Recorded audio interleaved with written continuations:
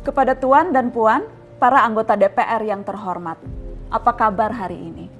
Sepertinya tak sebaik biasanya. Sama, di sini pun begitu. Kita semua memang sedang diuji. Hidup memang tak selalu baik, kan? Seperti kami-kami ini, Tuan dan Puan juga mungkin lebih banyak bekerja di rumah. Kalau lihat siaran sidang atau rapat terbuka di gedung DPR sekarang sih kelihatannya banyak kursi yang kosong. Tapi biasanya juga kosong kan ya? Tuan dan Puan anggota DPR yang terhormat. Saya perhatikan parlemen-parlemen negara lain fokus melawan corona. Tapi rasa-rasanya isu-isu yang keluar dari Senayan belakangan kok kebanyakan tidak terkait corona ya? Kami malah membaca DPR bersemangat membahas isu-isu lain. Contohnya, rancangan Undang-Undang Cipta Kerja yang banyak ditolak karena dinilai mementingkan kepentingan investor di atas kebutuhan pekerja. Presiden Jokowi pekan lalu sempat menyatakan pemerintah dan DPR menunda pembahasan salah satu klaster di rancangan undang-undang itu, klaster ketenagakerjaan. Ini untuk memberi kesempatan mendalami substansi dan mendapat masukan dari banyak pihak. Berpegang pada alasan itu, maka sudah seharusnya klaster lain dalam RUU Cipta Kerja pun perlu ditinjau ulang. Karena yang lain juga bukan tanpa masalah, terutama dari perspektif lingkungan dan keadilan gender. Tidak cukup hanya menunda pembahasan satu klaster saja. Ada juga RUU lain yang masih nekat mau dibahas. Ada RUU KUHP yang tahun lalu diserbu unjuk rasa. Lalu RUU pemasyarakatan. Ada koruptor yang sudah ngebet pengen bebas kah?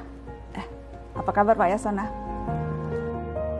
Terus terang saja, membahas undang-undang yang menyangkut hajat hidup orang banyak di masa seperti sekarang ini terlalu mengundang curiga. Gara-gara pandemi yang pada jatuh cinta saja berani menunda nikah loh. Ini kok DPR buru-buru banget kayak lagi kejar setoran? Tidak ada undang-undang yang tidak penting, semua penting. Justru karena undang-undang itu penting, aneh jika pembahasannya diseriusi di waktu seperti sekarang. Saat dimana perhatian dan konsentrasi kita sedang terkuras bertahan hidup di tengah wabah.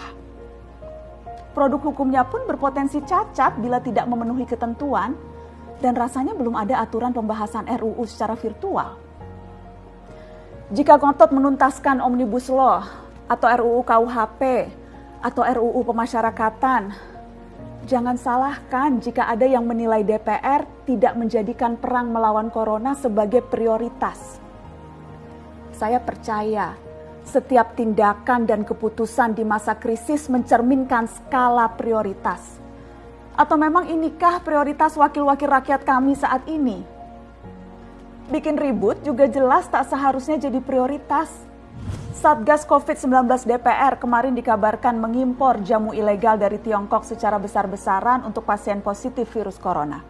Satgas kemudian membantah itu, katanya ini diproduksi di Jakarta dan merupakan sumbangan Wakil Ketua DPR RI Sufmi Dasko yang akan dibagikan gratis ke berbagai rumah sakit.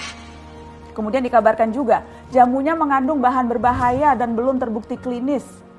Satgas lagi-lagi membantah, katanya sedang proses mendapatkan izin edar di Badan Pengawasan Obat dan Makanan. Sedang itu berarti belum kan ya?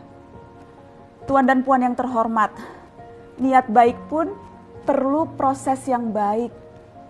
Proses yang semrawut hanya akan disusul polemik. Sementara sekarang kita sedang banyak-banyaknya menaruh harapan kepada negara. Tindak tanduk DPR salah benarnya akan selalu dilihat. Makanya sempat ramai juga warganet mengkritik Satgas COVID-19 DPR RI yang berfoto mengenakan APD saat hendak berkunjung ke rumah sakit darurat Wisma Atlet menyerahkan sumbangan DPR. Ini dinilai melukai hati masyarakat. Tenaga medis kita saja bertaruh nyawa benar karena kekurangan APD. Tidak ada yang meragukan jumlah sumbangan DPR. Kami yakin pasti banyak, namanya juga DPR, beli ribuan rapid test saja mampu, ngeborong jamu apalagi. Tapi ini soal rasa dan empati. Kecuali ya, kalau yang dipakai anggota DPR itu APD yang lain, alat pelindung dewan. Salam hormat dari kami yang kalian wakili.